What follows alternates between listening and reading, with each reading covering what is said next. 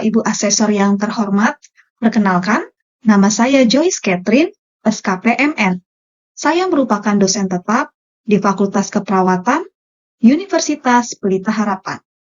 Izinkan saya untuk menjelaskan salah satu mata kuliah yang saya ampuh, yaitu mata kuliah Keperawatan Maternitas 1. Saya akan menjelaskan secara singkat deskripsi mata kuliah Keperawatan Maternitas 1.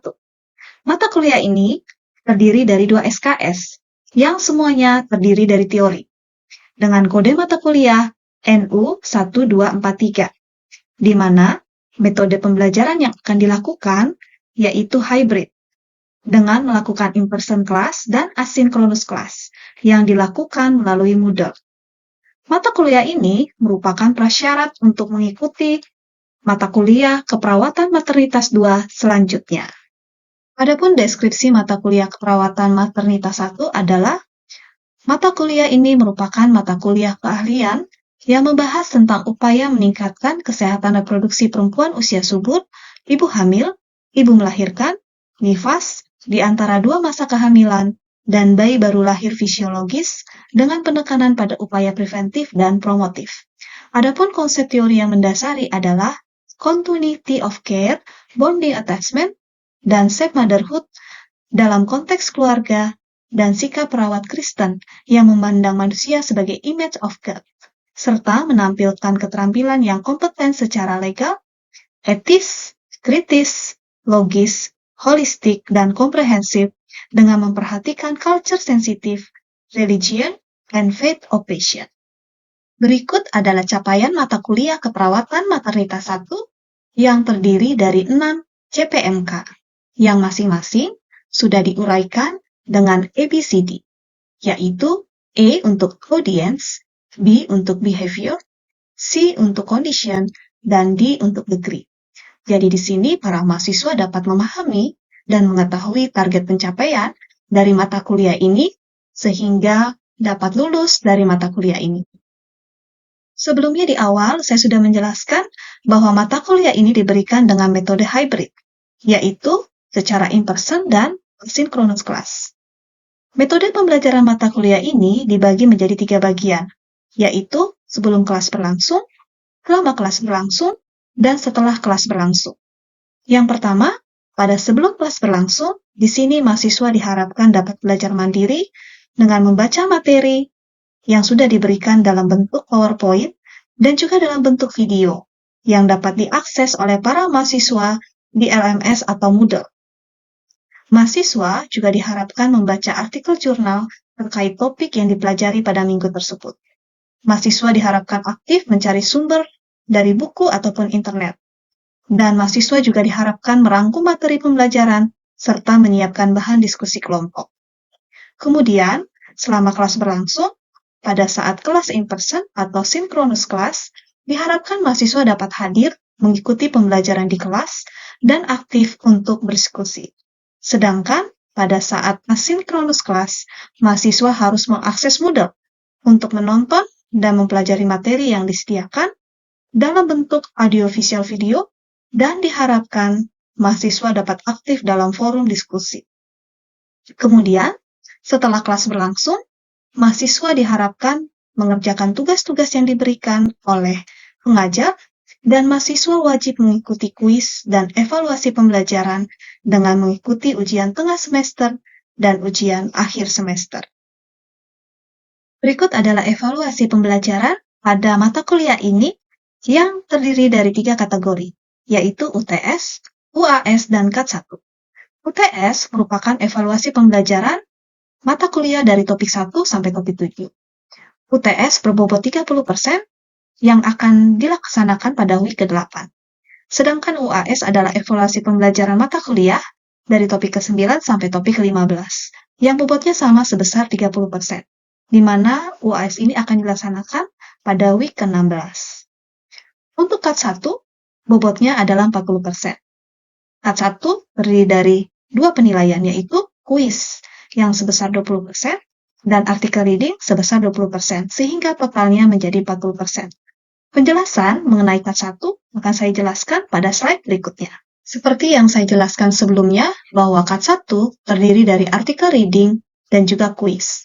Penugasan artikel reading ini akan dilakukan secara kelompok dengan grup kecil, di mana setiap grup kecil akan memilih satu artikel jurnal terkait dengan topik pembelajaran. Di sini diharapkan setiap kelompok mahasiswa dapat mereview, mengidentifikasi, dan menganalisis artikel jurnal tersebut. Artikel reading ini akan dikumpulkan pada week ke-6 dan week ke-14 yang akan dipresentasikan di week ke-7 dan juga week ke-15. Kemudian, untuk kuis akan terbagi menjadi 2 kali, yaitu kuis 1 yang akan diambil dari topik 1 sampai dengan topik 7 dan akan dilaksanakan pada akhir week ke-7. Sedangkan kuis 2 akan diambil dari topik 9 sampai topik ke-15 yang akan dilaksanakan pada akhir week ke-15. Berikut adalah topik-topik yang akan kita pelajari di semester ini yang terdiri dari 14 topik besar. Saya akan menjelaskan secara singkat mengenai rubrik review artikel, yang setiap item terdiri dari skor dan kriteria. Skor dan kriteria ini terdiri dari skor 1, skor 2, dan skor 3. Jadi dimohon mahasiswa dapat melihat dan mengerjakan berdasarkan skor yang tertinggi, agar mendapat nilai yang maksimal. Dan tentu saja dengan memperhatikan kriteria-kriteria untuk mencapai nilai tertinggi tersebut. Seperti pada item 1, diharapkan mahasiswa dapat membuat laporan secara lengkap dan harus terorganisasi dengan baik. Dan untuk item yang kedua, diharapkan mahasiswa dapat menyajikan pandangan sendiri terhadap hasil penelitian dari artikel jurnal tersebut yang berkaitan dengan persetujuan, kritik, sanggahan, disertai dengan argumentasi yang valid.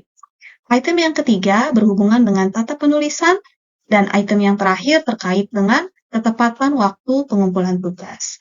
Jadi silakan sekali lagi para mahasiswa merujuk rubrik ini dalam mengerjakan penugasan artikel reading. Sekian penjelasan dari saya mengenai rencana pembelajaran semester mata kuliah keperawatan Maternitas 1. Selanjutnya, saya akan tampilkan salah satu contoh pengajaran mata kuliah keperawatan Maternitas 1. Selamat pagi para mahasiswa semua. Apa kabar? Puji Tuhan. Oke, sebelum kita mulai, kita akan memulai kelas kita dengan berdoa. Mungkin salah satu bisa pimpin doa. Silakan. Oke, semuanya masih sama-sama mengharapkan berdoa, kita berdoa. Tuhan, terima kasih buat kasih penyertaan Tuhan masih menjaga kami hingga di saat ini. Kami akan mulai dengan kelas materi inti. Biarlah Tuhan memberkati sehingga apa yang akan kami pelajari boleh kami pahami dengan baik, menjadi bekal bagi pendidikan kami bahkan profesi kami nantinya. Ini doa dan permohonan kami, mengampuni salah dan dosa kami, dalam nama Yesus Kristus kami berdoa. Amin. Amin. Oke, kita sekarang sudah memasuki topik yang baru, yaitu adalah pengkajian antenatal. Apakah sebelumnya kalian semua sudah mengakses Moodle? Sudah. Sudah ya, sudah membaca PowerPoint-nya dan juga videonya. Ini adalah learning objective dari pelajaran kita hari ini. Nantinya setelah pelajaran ini kalian diharapkan dapat melakukan pengkajian antenatal. Berikutnya, kalian dapat mengetahui alat-alat apa saja yang akan dipakai dalam pengkajian antenatal. Kemudian, kalian juga akan mengetahui bagaimana cara menghitung HPHT, hari pertama, hari terakhir. Setelahnya, kalian akan dapat menghitung hari perkiraan lahir atau taksiran persalinan. Kemudian, kalian juga akan mengetahui atau melakukan bagaimana Leopold 1 sampai dengan 4 dan juga mengetahui penggunaan rumus McDonald untuk penghitungan usia dari kehamilan. Selanjutnya, kalian juga akan dapat melakukan penghitungan DJJ, denyut jantung janin, dan yang terakhir kalian juga akan mengenali format dari pengkajian antenatal. Oke, mungkin salah satu ada yang bisa menjelaskan apa itu antenatal? Silakan. Antenatal itu adalah pelayanan yang diberikan oleh perawat untuk memeriksa ibu yang sedang mengandung. Jadi untuk memantau perkembangan janin dan juga ibu hamil. Oke, ya benar ya. Jadi antenatal care ini adalah perawatan yang kita berikan kepada ibu yang sedang hamil. Jadi melalui kunjungan antenatal, ibu akan mendapatkan sumber informasi, mendapatkan edukasi tentang kehamilannya dan nantinya untuk proses persalinannya dia. Ya. Kurangnya informasi, ya berdasarkan penelitian kurangnya informasi akan dampak dari kehamilan itu biasanya terjadi karena para ibu kurang datang untuk melakukan antenatal care. Seperti yang ibu bilang tadi, dengan dia datang melakukan antenatal care, melakukan kunjungan kepada dokter atau bidan, dia akan mendapatkan informasi seputar kehamilannya.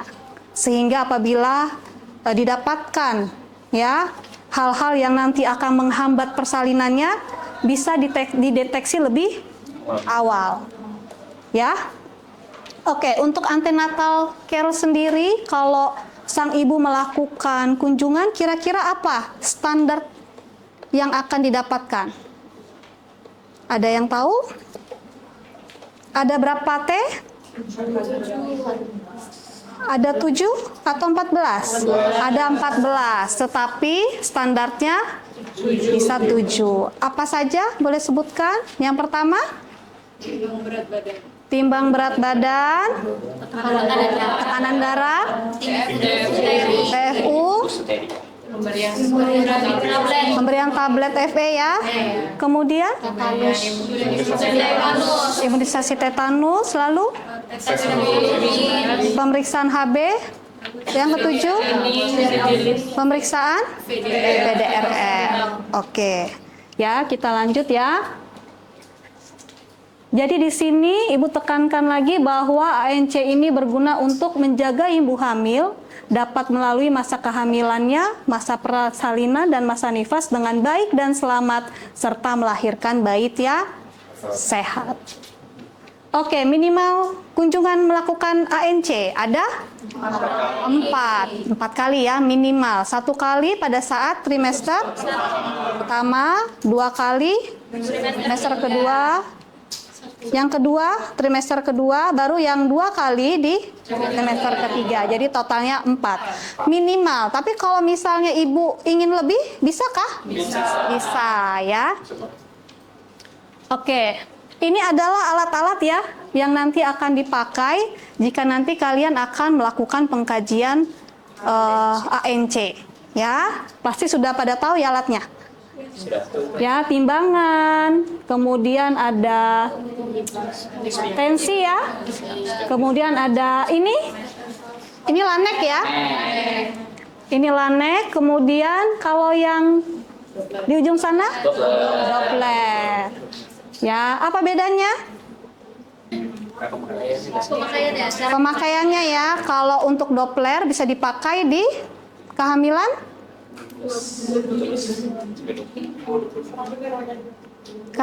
berapa? 12 minggu. 12 atau 16 minggu? Kalau lanek? Di atas kehamilan 20 minggu ya, di atas kehamilan 20 minggu kalau lanek. Kalau Doppler kehamilan berapa bisa dipakai? 12 minggu. Oke. Status obstetri ya, G untuk gravida, P untuk partus, A untuk abortus. G itu adalah untuk banyaknya berapa kali ibu sudah pernah hamil. Kalau paritas berapa kali ibu sudah pernah melahirkan, baik secara normal ataupun sesar, operasi sesar. Kalau abortus, ibu mengalami keguguran, usia kehamilan berapa? Di bawah 20 minggu. Oke. Ya, di sini ibu udah kasih contoh. Ya, ibu sedang hamil, belum pernah melahirkan, tidak pernah mengalami keguguran. Berarti G1, E0, A0. Ya, sudah tahu ya, sudah dilihat dari Learn ya, dari Moodle ya. Oke, HPHT. Hari pertama, hari terakhir. Ini HPHT ini misalnya seorang ibu pada bulan ini ya, bulan Maret ini dia mendapatkan haid itu tanggal 12 Maret. Ya, tetapi ketika bulan April dia tidak mendapatkan haid.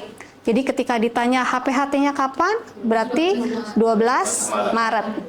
Ya. HPHT ini kita bisa pakai nanti untuk menghitung HPL, hari perkiraan lahir. Oke, ini rumusnya ya. Kalau untuk bulan April sampai Desember, tanggal ditambah 7, bulan kurang 3, tahun tambah 1. Kalau di bulan Januari sampai Maret, 7. Oke, ini juga ada contohnya ya. Sudah dilihat? Ada ya. Oke, kita lanjut. Nah, ini untuk pengkajian ibu yang sedang hamil, ya, antenatal care. Ya, kira-kira kalau kepalanya apa yang dilihat nih? Simetris, bersih atau tidak, ya?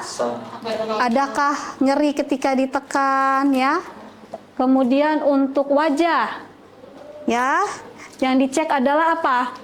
Apakah pucat, ya, edema, skleranya warnanya apa? Apakah ibu tampak anemis, ya, dilihat di konjungtivanya. Kloasma, apa itu kloasma? Ada yang tahu? Hiperpigmentasi di Ya, hiperpigmentasi ya. Jadi ada perubahan hormon yang mengakibatkan sel-sel untuk pewarna kulitnya itu berlebih.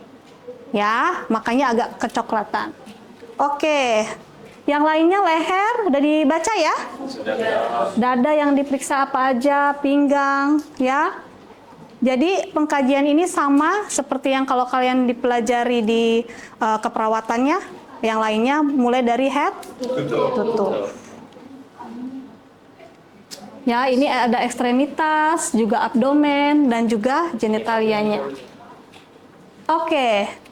Ya, untuk pemeriksaan ibu hamil tentu aja ada pemeriksaan Leopold yang kita lakukan pada kehamilan trimester ketiga. Oke, pasti kalian sudah baca, sudah melihat juga. Ada yang bisa menjelaskan secara singkat saja? Silakan. Jadi Leopold itu ada 4. Jadi yang Leopold pertama itu di palpasinya itu di secara vertikal gini. Jadi untuk mengetahui yang ada di bagian fundus uteri.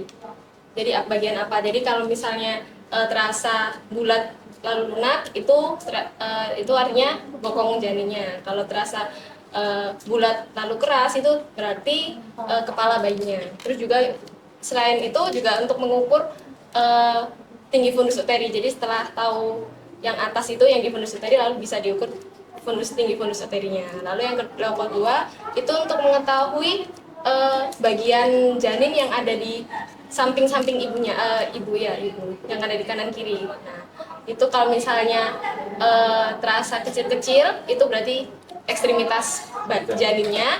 Lalu kalau misalnya terasa panjang lalu keras itu berarti punggung bayinya. Terus setelah itu juga bisa Leopold 2 itu juga untuk mengukur DJJ bayinya. Setelah diketahui punggung baru diukur DJJ bayi janinnya.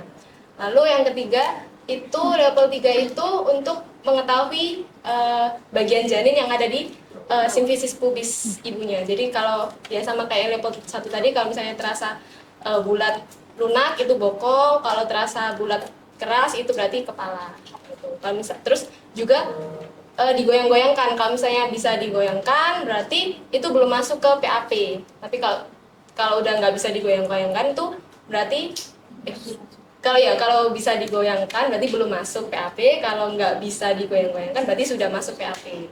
Kalau sudah masuk PAP berarti lanjut ke Leopold 4. Leopold 4 itu untuk mengukur seberapa jauh sudah masuk PAP-nya kayak gitu. Oke, terima kasih ya Greza ya. Ada lagi yang mempunyai pendapat lain atau sama? Sama ya, oke ya. Jadi ingat ada Leopold 1 sampai Leopold 4. Ya, Leopold 1 untuk mengetahui apa?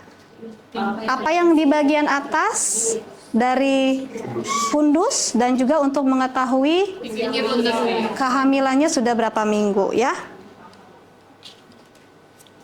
Oke, di sini ada gambarnya ya, nanti bisa kalian lihat lagi cara pengukurannya.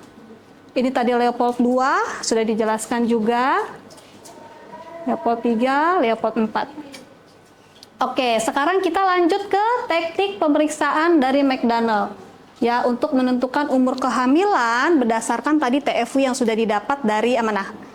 Dari Leopold 1. Rumusnya adalah seperti berikut ya, kalau kita biasanya memakai minggu ya, jadi TFU yang didapat tadi kali 8 dibagi 7. Untuk contoh sudah ada ya. Kita lanjut. Ini untuk penghitungan DJJ menggunakan Lanek atau Doppler. Ya. Kalau dengan Doppler di usia 12 minggu. Kalau Lanek di usia 20 minggu ya. Di atas 20 minggu. Oke, yang ini adalah yang tadi Lanek dan Doppler. Kalau yang kedua adalah Electronic Fetal Monitoring. Ini adalah alat yang ada di rumah sakit yang bisa untuk mengetahui DJJ bayi dan juga his ibu, ya, kontraksi dari ibu. Oke, sekarang kita lanjut ke soal kasus ya. Oke, untuk soal kasus yang pertama, siapa yang mau mencoba? Silakan, Robert. Bacakan soalnya. Seorang perempuan berusia 25 tahun datang ke tes pemeriksaan kehamilannya. Hasil pengkajian yang didapatkan, kehamilan ibu tersebut merupakan kehamilan yang ketiga dan anak pertama juga anak keduanya lahir secara normal. Berdasarkan kasus di atas, bagaimana status obstetrik pasien? Setelah saya amati ya Bu, jawabannya C. Alasannya kenapa?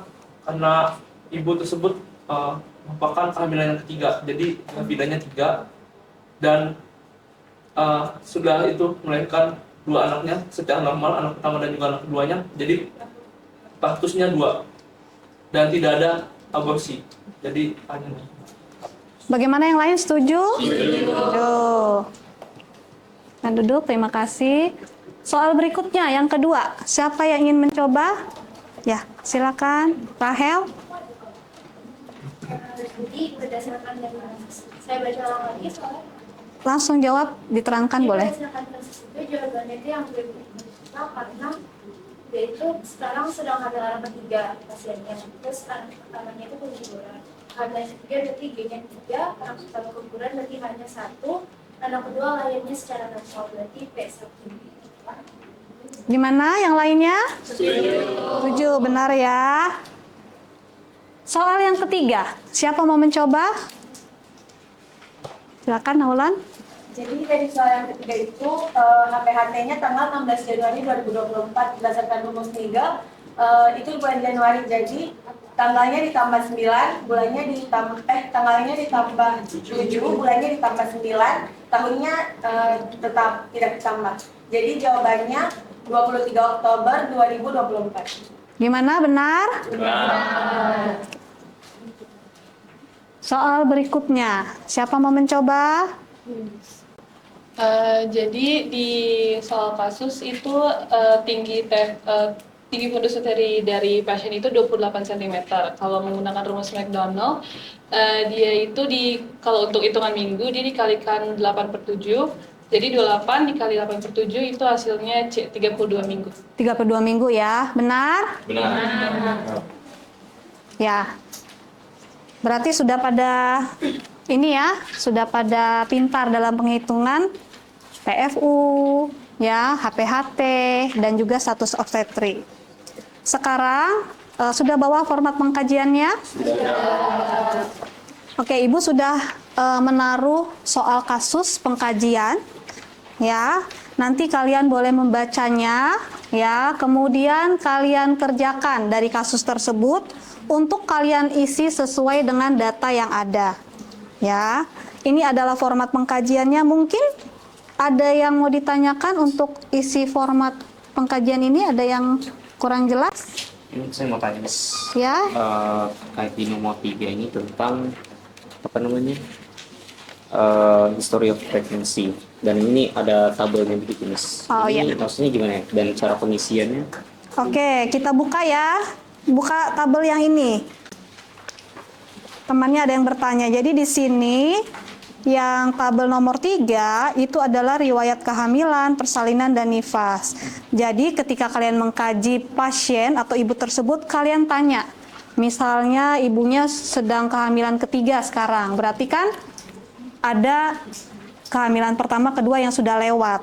Kalian tanya, ya, anaknya sekarang yang pertama umur berapa? Kemudian waktu dia bersalin, di umur kehamilannya berapa? Kemudian jenis persalinannya apa? Apakah sesar? Apakah normal? Tempat persalinannya di mana? Penolongnya siapa? Bidan atau dokter?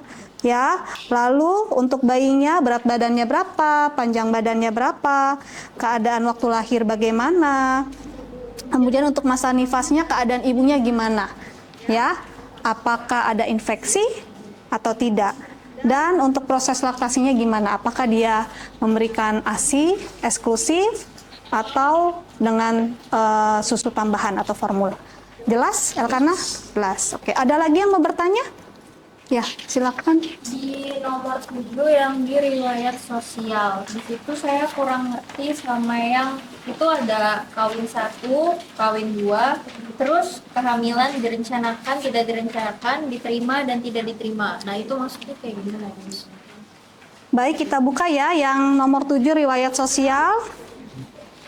Jadi di sini ada status perkawinannya. Nanti ketika mengkaji kalian tanya ibunya menikah atau tidak, ya.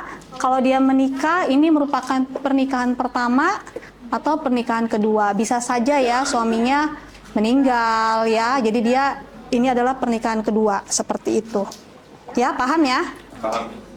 Juga umurnya dilengkapi pada saat dia menikah, umur dia berapa, ya, dengan suami. Kemudian untuk kehamilannya ini, apakah kehamilannya memang direncanakan atau tidak direncanakan, ya? Diterima atau diterima, bisa nanti kalian pada saat mengkaji ditanya ibunya. Ada lagi? Tidak ada, berarti udah paham ya untuk format ini ya.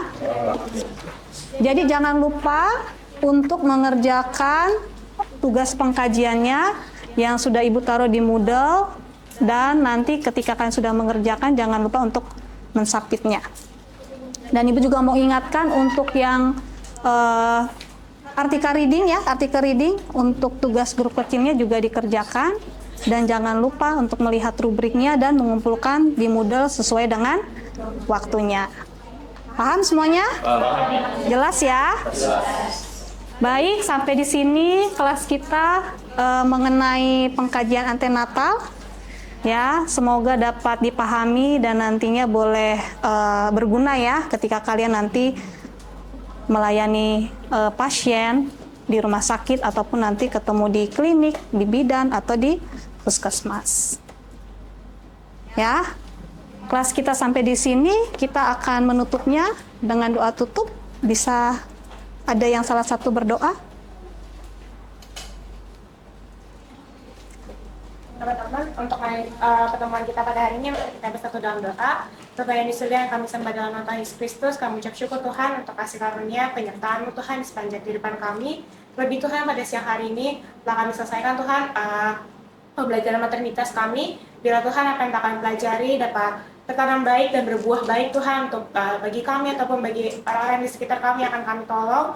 Bila juga Tuhan yang memberkati kami hingga kami dapat mempelajari semua materi dengan baik Bapak. Terima kasih ya Bapak untuk penyertaan-Mu. Kami serahkan Tuhan untuk aktivitas kami selanjutnya ke dalam tangan-Mu. Berkuasa Tuhan atas kehidupan kami. Dalam nama Tuhan Yesus Kristus kami telah berdoa dan mengucap syukur. Amin. Amin. Demikian video pemaparan pengajaran dari saya. Semoga Bapak dan Ibu asesor selalu dalam keadaan sehat. Saya ucapkan terima kasih.